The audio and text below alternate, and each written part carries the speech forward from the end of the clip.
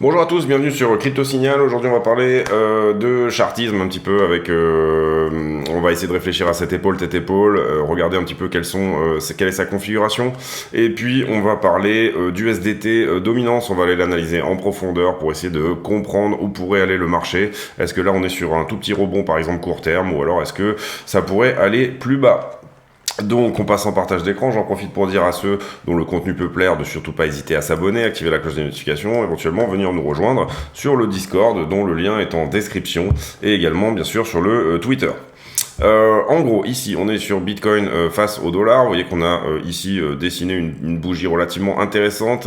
J'ai attendu l'ouverture des marchés, donc à 15h30, pour commencer à faire cette vidéo, tout simplement parce que je pense qu'on aura ici un petit peu la tendance de la journée sur Bitcoin qui pourrait se dessiner également.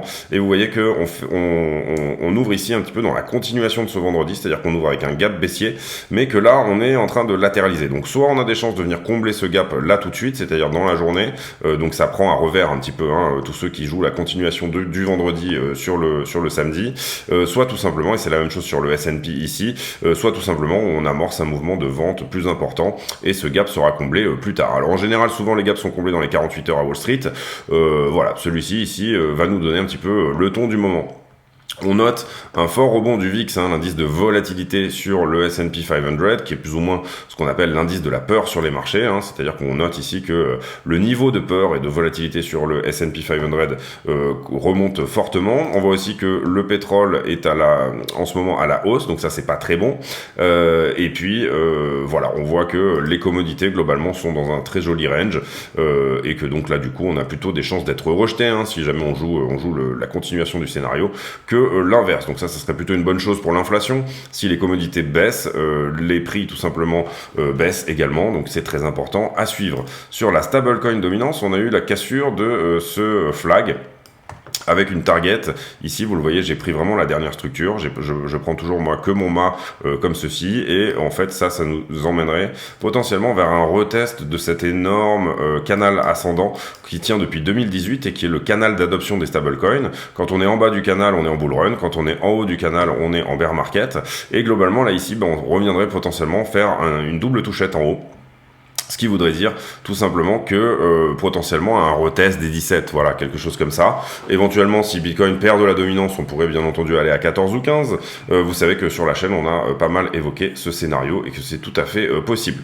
Néanmoins, sur la journée là, alors je vous le dis tout de suite, le momentum en weekly, il est dégueulasse. C'est-à-dire que si ici je me reprends sur la semaine, on est lundi, donc il faut regarder un petit peu ce qui s'est passé, et bien tout simplement on a un énorme point de vente ici qui a été validé ce dimanche à la clôture, donc du coup ça c'est pas très bon. On a un stochastique qui était en haut et qui se retourne pour aller vers le bas, donc ça c'est pas très bon non plus. On a une espèce d'échec ici, vous le voyez au zéro au niveau du momentum, où ces trois petites barres là qui ont vraiment aucune amplitude ne se mettent pas en place, donc finalement on était plutôt sur un soulagement de la force vendeuse, mais on n'a pas réellement une force acheteuse derrière qui rentre en compte. Globalement, vous voyez que tous ces mouvements sont de plus en plus forts, sont de moins en moins forts, au niveau de la vente, donc ça c'est plutôt encourageant, mais on a plutôt une contraction du momentum dans sa globalité que quelque chose qui nous donne des vraies vagues haussières. On a quelque chose qui ressemble un peu à la config qu'on avait eu en mars, et qu'est-ce qu'on avait eu comme config en mars ? Je vous le donne dans le mille, on avait eu un CPI qui était baissier, c'est-à-dire qu'on avait eu vraiment un espoir que le pic d'inflation avait été trouvé, si je trouve la charte, voilà, et en gros, en mars, on avait été littéralement complètement sur exactement ça, c'est-à-dire l'inflation baisse, on avait eu cette petite baisse de l'inflation, exactement comme on a eu sur la config de cette hausse, ce rallye haussier qu'on a eu cet été, et globalement, on s'était fait rejeter parce que finalement le CPI avait continué à monter derrière. Donc pour moi, est-ce que ce rallye haussier est fini ou pas? Il faudra attendre 14 jours malheureusement pour se prononcer, au sens où on ne pourra pas donner ici de réelle continuité à ce pic d'inflation tant qu'on n'aura pas l'inflation du mois d'août et qui sort bien évidemment autour du 13 septembre. Donc voilà, important à suivre tout ça. On va faire un tour maintenant sur la fameuse épaule tête épaule dont je vous parlais dans la vidéo d'hier. Je suis allé retourner un petit peu dans les bouquins, donc à savoir le chartisme de François Baron, mais surtout l'Encyclopedia of Chart Patterns, qui est vraiment la Bible, Encyclopedia of Chart Patterns de Bulkowski. L'idée, qu'est-ce qu'il fait Bulkowski? Tout simplement, il étudie 1000 figures chartistes qui se ressemblent. Bien entendu, il se donne des guidelines, c'est-à-dire qu'il se dit, si telle ou telle figure a exactement telle temporalité, donc il se donne, on va dire, une manière d'identifier ces figures. Il va en regarder 1000 et il va backtester quelles sont les probabilités que ces figures atteignent leur target, tout simplement. Et là, en gros, qu'est-ce qu'il nous dit Bulkowski? Et là, donc, ce dont on va parler là, c'est cette épaule-là, c'est-à-dire celle-ci, puisque c'est celle du moment, qu'on a cassée ici, on a perdu la ligne de coup ici, et qui a une target de descente jusqu'aux 14 000 $. Est-ce qu'elle est valide ou pas? Est-ce qu'elle est bien? Est-ce qu'elle est belle? Est-ce que, selon Bulkowski, c'est quelque chose qui tient ou pas? Il y a des choses qui vont dans le sens comme quoi, oui, et il y a des choses qui vont pas du tout dans ce sens-là. Globalement, ce qu'on va regarder, c'est d'abord Oh, excusez-moi, je me suis trompé, c'est pas grave, on va faire comme ça. Tout simplement, quelle est la distance, enfin, quel est on va dire, le rapport, voilà, de hausse entre une tête et l'épaule. Ce rapport doit être compris entre 1,5 et 2. Là, en l'occurrence, vous voyez qu'on est à 200% pour la première épaule, donc ça tient à peu près. Et pour la deuxième épaule, on est à légèrement au-dessus de 200% également. On va repasser en log là parce que ce sera plus précis. On est entre 1,5 et 2, donc tout à fait plausible également. Ensuite, donc au niveau du rapport de la hauteur des épaules par rapport à la tête, on est bien. Au niveau de la pente, il nous dit que la pente doit être de moins de 10%. Donc globalement, vous prenez ici tout simplement d'une aisselle à une autre aisselle et vous calculez un pourcentage. Là, on a une pente de 16%, donc ça irait pas dans le sens de Bulkowski ne pourrait pas considérer cette figure comme étant une épaule tête-épaule. Il nous dit également qu'il y a une notion de triple sommet, c'est-à-dire qu'on doit vraiment voir 3 rallyes consécutifs dans une épaule tête-épaule, et là c'est pas forcément ce qu'on voit. Là si on doit prendre la ligne de coup comme ceci, si on doit prolonger la ligne de coup comme ceci, vous voyez qu'on est plutôt au milieu d'un rallye. On devrait prendre ici au milieu d'un rallye, donc c'est pas vraiment le cas. Il nous dit également qu'il doit y avoir une baisse des volumes pendant la construction de l'épaule tête-épaule. Ça c'est plus ou moins le cas, sauf ici à ce point-là où on essaye de défendre la ligne de coup, mais c'est plus ou moins le cas. On va dire que les volumes sont plutôt égales. Moi je trouve il n'y a pas vraiment de baisse de volume sur les trois. Et Bulkowski nous dit aussi qu'il doit y avoir une temporalité qui doit être respectée entre l'épaule, la tête et l'épaule. Ici on a celle-ci qui fait un peu plus même, oui, quelque chose comme 50 jours. Et en fait, là, on n'a pas effectivement cette temporalité-là, au sens où la deuxième fait plutôt 120 jours et la troisième fait 120 jours également. Donc, il y a une temporalité qui est respectée entre la tête, et l'épaule droite, mais l'épaule gauche est un peu petite et on la prend un petit peu en milieu de rallye et on a un petit peu trop de pente. Donc, globalement, c'est à vous de faire le choix. On avait eu et on l'avait tradé une autre épaule tête-épaule, tout simplement, qui s'était dessinée comme suit. Hop, pardon. Qui s'était dessinée comme ça, c'était celle-ci. Celle-ci, on l'avait prise, on l'avait tradée. Vous voyez qu'on s'était fait rejeter ici par la ligne de coup. Un petit peu également comme on fait là, la ligne de coup de la suivante, on s'est fait rejeter également par la ligne de coup ici. Donc ça amène à penser quand même que la validité de cette ligne de coup est relativement quelque chose d'important et qu'il faudra suivre. Voilà, pour l'épaule tête-épaule, c'était les précisions que je voulais faire. Donc une jolie épaule tête-épaule, théoriquement, elle n'est pas trop pentue. Les tête, épaule et tête ont à peu près des configurations qui sont au niveau temps et au niveau au niveau temps et au niveau puissance de chacun des sommets qui doivent être respectés aussi. Pour le moment, elle n'est pas très jolie celle-ci, mais pour moi, elle tient quand même sous forme de validité, ou en tout cas, elle nous dit attention, tout simplement parce qu'on a été rejeté ici par la ligne de coup, et pour moi, c'est ça le plus important. Ensuite, quoi d'autre? La stablecoin dominance, j'en ai parlé, je crois, il me semble, oui. Stablecoin dominance, j'en ai parlé, je me rappelle plus. Oui, j'en ai parlé, oui. Donc du coup, on continue sur Ethereum. Ethereum, ici, vous voyez qu'on retape les 1500. Pour moi, si jamais Ethereum ne clôture pas ce soir, aujourd'hui, au-dessus des 1500, mais franchement, on aura perdu ici cette trend qui est pour le coup la ligne de coup de l'épaule tête-épaule, la même sur Ethereum, qui elle est beaucoup moins jolie, mais si vous voulez, cette ligne de coup, elle est vraiment importante à reprendre.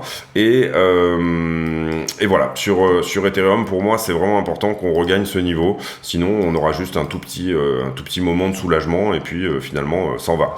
La troisième chose également, c'est pour ça que je voulais revenir sur la stablecoin dominance, c'est qu'on a échangé un petit peu ce matin avec tout le monde sur le Discord. On voit ici que la stablecoin dominance aujourd'hui est en train de perdre. On voit que les cryptos sont légèrement en train de remonter, donc c'est tout à fait dans le scénario. Ce qui pourrait être vraiment possible sur la stablecoin dominance, c'est tout simplement de faire ce genre de mouvement, c'est-à-dire pullback ici sur le flag, le bull flag. Si jamais on pull back ici sur le bull flag, ce qui arrive relativement souvent, je me rappelle plus des stats, mais je crois que c'est 65% du temps, donc 2 fois sur 3. Si jamais on fait ce pullback, bah, ça va donner un léger rallye haussier qui pourrait emmener Bitcoin, je pense, autour des $1 700 et qui pourrait emmener Ethereum autour des $1 700 et qui pourrait emmener Bitcoin autour des 20 700, 20 800 $. Parce que quand vous regardez tout simplement les charts, vous voyez que ici on a un ancien support qui pourrait devenir résistance aux 20 700, c'est ce niveau-là, là, 20 743 exactement. Donc si jamais on devait retracer ici, ça serait vraiment l'objectif, on va dire, de la journée. Et puis sur Ether, on a la même chose autour des 1700. Hein. Voilà, là on a, je l'ai pas noté, mais on a ici une nouvelle résistance qui s'est développée au 1007 qui va être assez intéressante, je pense, à passer. On avait latéralisé quand même plusieurs jours ici dessus, donc on va le mettre. Hop, autour des 1690, légèrement au-dessus, voilà, 1724. Voilà, ça c'est important de comprendre que peut-être on va essayer de le retailler. Sur Ether aussi, on a également une épaule tête-épaule qui elle est plutôt jolie. Si jamais, donc je vais vous la dessiner pour ceux qui la voient pas forcément. Tac, elle est là. Tout simplement, vous avez cette épaule-là, ici la tête et puis l'épaule droite. Globalement, en target, ça nous donne une target vraiment basse sur Ether.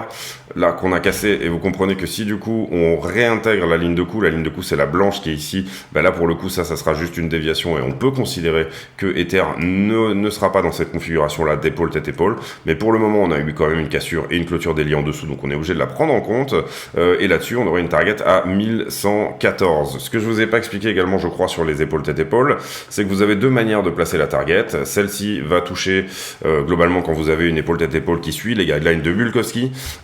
Celle-ci va toucher ses probabilités tout simplement à raison en général de 63% du temps, et Selon Baron 50% du temps, mais 63% du temps on va toucher la target ici. Et ce que nous dit Baron, c'est moi quand je check et que je fais tout simplement ici en termes de amplitude à partir de la tête jusqu'à l'épaule droite, j'arrive à des objectifs qui sont touchés au bout de 70. Et vous voyez que 70, ça nous donnerait quoi? Ça nous donnerait tout simplement parfaitement le support qu'on avait tracé ici, et qui est un support vraiment important, qui est le support sur Ether ici des $1260.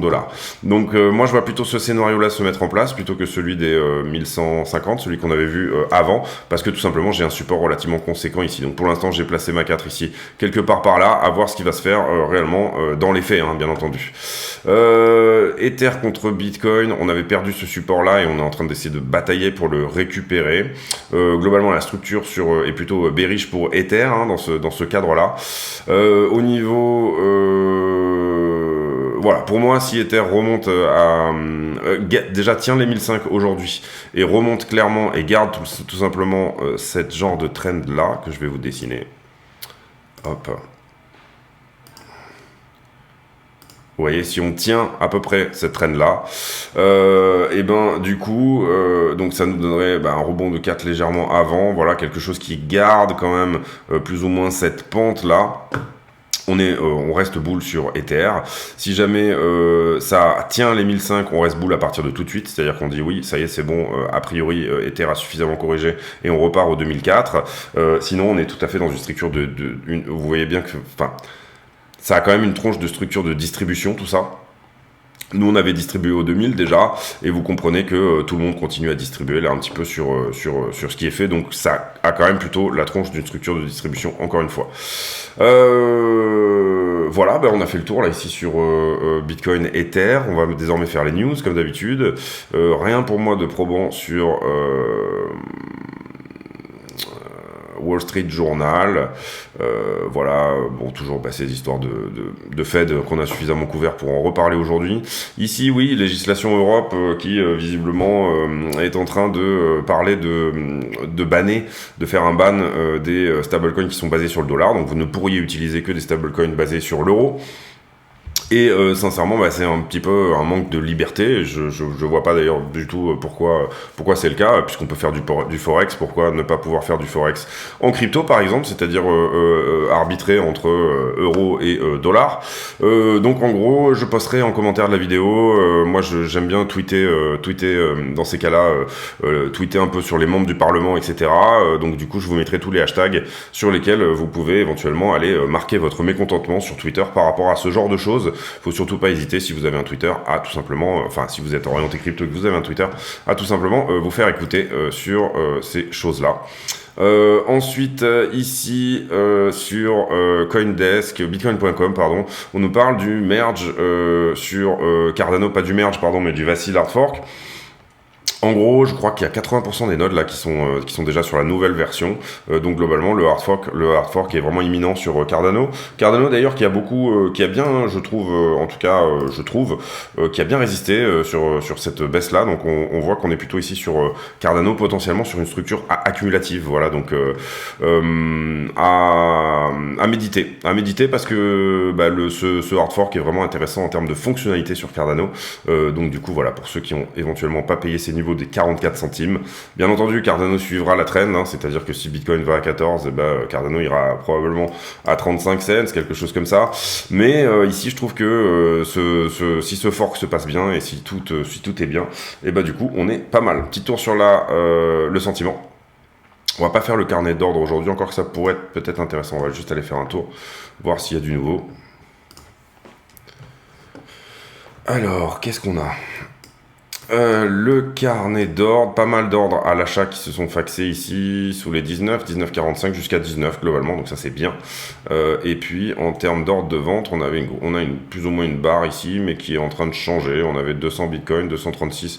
Ouais, on a 4 ou 500 bitcoins qui pourraient stopper le prix autour des 20 000 $ actuellement, ou alors qui sont potentiellement ici en train d'être distribués, tout simplement d'être vendus. Donc ça pourrait ici calmer un petit peu cette hausse. Pour moi, si on part sur un rebond court terme, je pense qu'il ira à 20 700, je le redis. Et si on part sur un rebond court terme sur Ethereum, je pense qu'Ethereum pourrait retoucher les 1007.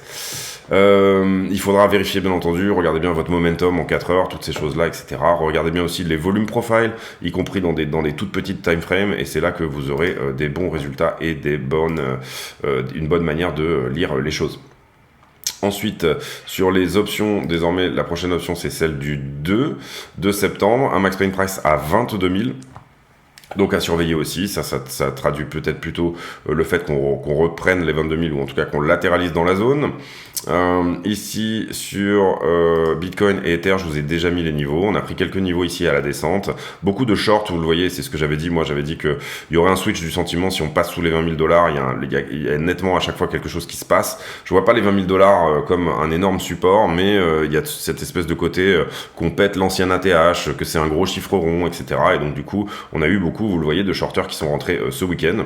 Donc là, on est en train d'aller les chercher tout simplement. Globalement ici, si on s'arrête en cours de route, ça nous donnera un rebond jusqu'au 20 261. Est-ce qu'on avait eu beaucoup de shorts ici qui étaient rentrés au 20 700? Est-ce qu'on avait loupé un niveau? Ouais, on a quand même loupé un niveau ici, vous le voyez. C'est bien de regarder, vous voyez. Là, en gros, vous avez un funding, un open interest qui augmente énormément, donc si on est au 20 800, ouais. On a un funding qui augmente énormément et on a un open interest qui augmente énormément, donc le nombre de contrats en circulation augmente et en même temps une diminution du funding. Donc qu'est-ce que ça veut dire? Ça veut dire qu'il y avait ici des shorters qui étaient rentrés assez violemment sur tout ce mouvement-là. Globalement, exactement ce que je vous ai dit, c'est-à-dire les 20 700.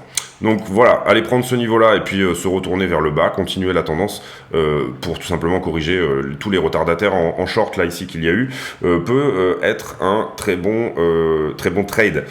Globalement, si vous avez clôturé votre trade ici autour des 19, quand on on a fait ce point-là à 19,5, bah, vous aurez peut-être un point d'entrée à voir ce que fait le prix autour des 20,700 pour jouer une continuation baissière.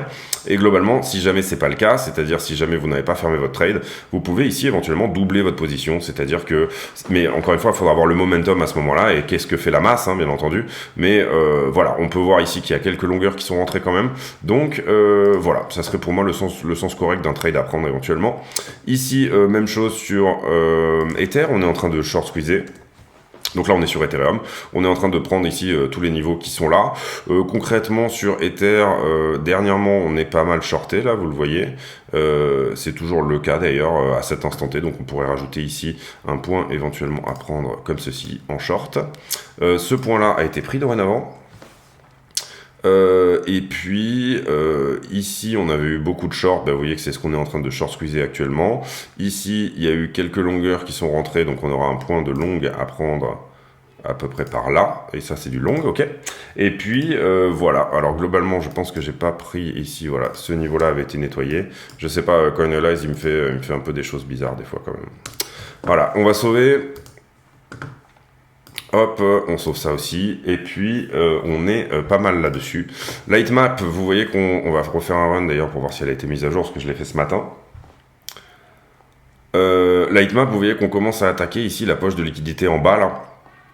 Ça serait étonnant qu'on vienne pas les chercher, mais moi ce que je traduis et ce que je vois notamment ici sur Bitcoin, c'est qu'en fait ici vous voyez que l'open interest il est pas en train de partir to the moon, vous le voyez, et en gros par contre vous avez un funding, je pense qu'il y a beaucoup de longues là ici qui ont fermé leur position tout simplement avant d'être liquidés. Alors savoir combien on a exactement, etc., on pourrait regarder en termes d'open interest. Vous voyez que là par exemple on fait un tout petit mouvement de prix ici.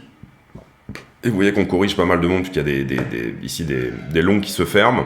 Globalement, c'est difficile à dire qui a clôturé ses positions, qui est toujours en position ici sur ce mouvement de baisse-là. Est-ce que ça a fait suffisamment peur à tous ceux qui étaient en levier pour fermer leur position avant d'être liquidés? Ça coûte cher d'être liquidé, donc du coup, il vaut mieux en général avoir un stop juste avant. Ici, toujours sur on va faire un run aussi, parce que c'est vrai que j'ai fait... le dernier que j'ai fait, c'était quand j'ai posté sur le Discord ce matin. N'hésitez pas d'ailleurs à nous rejoindre sur le Discord et éventuellement sur Twitter. Globalement, qu'est-ce qu'on a là? On a beaucoup de shorters en dessous, sur les 5 derniers jours. On voit très bien que... Et là, je suis sur Ethereum. Ethereum, on a beaucoup de shorters. Donc globalement, ça aurait du sens ici de faire un rebond technique pour venir chercher quand même une bonne partie de ces positions-là. Rebond technique, vous le voyez, 1551 si on prend que la zone qui est très dense ici, avec tous les bleus là, tout ce que vous voyez là, 1551, donc ça on est en train de le faire.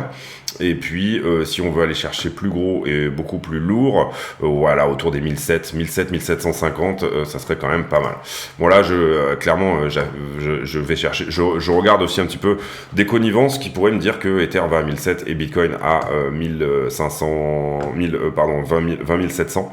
Donc du coup j'ai un biais, vous comprenez que là ce que je vous dis c'est je cherche plutôt des choses qui vont dans le sens un petit peu de ma conviction.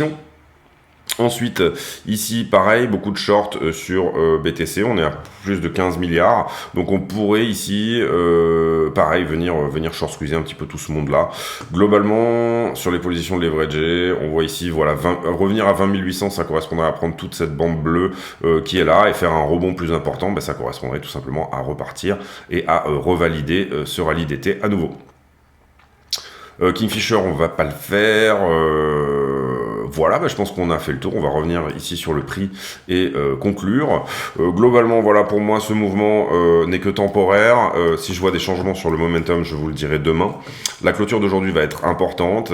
Si jamais on arrive à regagner ce support, mais vraiment à le repasser, à ce moment-là, pour moi, c'est gagné. Et ce mouvement-là de baisse est potentiellement fini. En tout cas, on aura trouvé ici ce fameux support que nous, on estimait arriver au 19. Il sera plutôt arrivé au 19,5. Mais pour moi, on est plutôt en train de faire quelque chose pour l'instant. En tout cas, c'est mon avis. On est plutôt en train de faire quelque chose comme ça. Et après, quand on sera à 19, on verra si on va à 14 ou pas.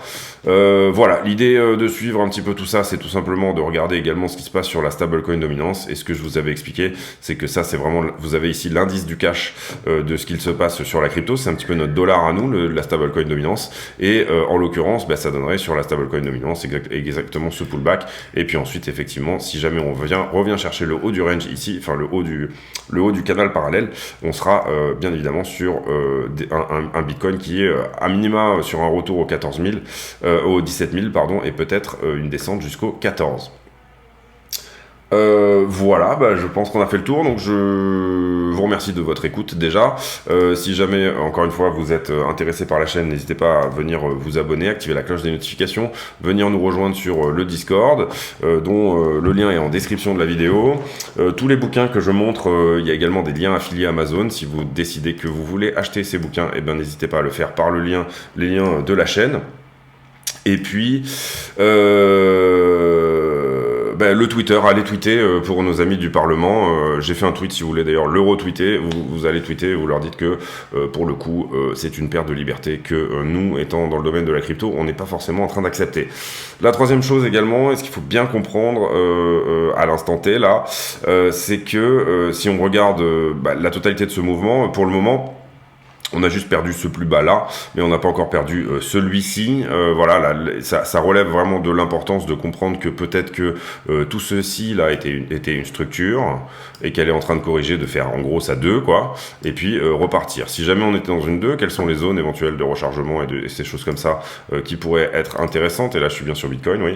Et bien globalement vous voyez qu'on est juste pile poil en zone de rechargement. Là c'était la RLZ que vous voyez ici là. On a dépassé les objectifs d'une 2 où on serait plutôt sur un rebond sur les 0,618 et on a potentiellement une chance ici de venir aux 0,790, c'est-à-dire encore une fois les 19 000 $. Globalement pour moi, si on tient les 19, le scénario si on tient les 19, c'est qu'en fait tout ça est une grosse ABC, voilà, ici, de correction, là, qui nous ramènera aux 30 000 à peu près, donc à peu près par ici. Donc là on aura une structure hyper propre, hyper jolie, et après on redescendra, on aura une 5 qui potentiellement soit reviendra tester ce plus bas, soit reviendra manger ici toute la liquidité qu'il y a là, et puis ensuite on aura un retournement. Mais moi je m'attends à un troisième rejet par ce biseau là, j'en parle souvent sur la chaîne. Si jamais c'est pas le cas, tant mieux, on casse, c'est super, ça veut dire que la structure de correction entre guillemets elle est finie. Les biseaux descendants ont des très jolis targets et ils ont des très bonnes stats, donc du coup ça sera quelque chose qu'on se fera un plaisir de trader, bien entendu. Voilà, donc c'est tout pour moi. Ça y est, j'arrête de parler, c'est bon maintenant. Donc du coup, je vous souhaite à tous une très bonne journée. J'ai pour habitude de demander aux gens qui regardent les vidéos jusqu'à la fin un commentaire à la con, c'est-à-dire tout simplement quelque chose qui n'a rien à voir avec le prix du Bitcoin ou avec les bougies ou quoi que ce soit. La question du jour sera, tiens, j'ai rangé mon bureau aujourd'hui, donc est-ce que vous êtes plutôt quelqu'un d'ordonné ou alors est-ce que vous aimez bien que ça soit un petit peu le bordel pendant assez longtemps et puis finalement que les choses s'accumulent dans un rangement chronologique inversé, c'est-à-dire une pile de papier posée sur votre bureau. Je vous souhaite à tous une très bonne journée. On se retrouve demain pour un nouveau point météo sur le Bitcoin. Peut-être un tuto dans la journée, etc. Parce que j'ai un petit peu de temps aujourd'hui, puis j'ai pas fait de vidéo hier, donc ça serait pas mal de faire peut-être un tuto. Je sais pas encore sur quoi. Rejoignez-nous bien sûr sur le Discord. N'hésitez pas si vous avez des questions également à venir nous les poser. Il faut que je réponde à beaucoup de commentaires, j'ai beaucoup de commentaires en retard YouTube sur lesquels répondre, je vais m'y atteler je pense aujourd'hui, et donc du coup on se retrouve demain pour un nouveau point météo. Merci de votre attention, à bientôt, ciao.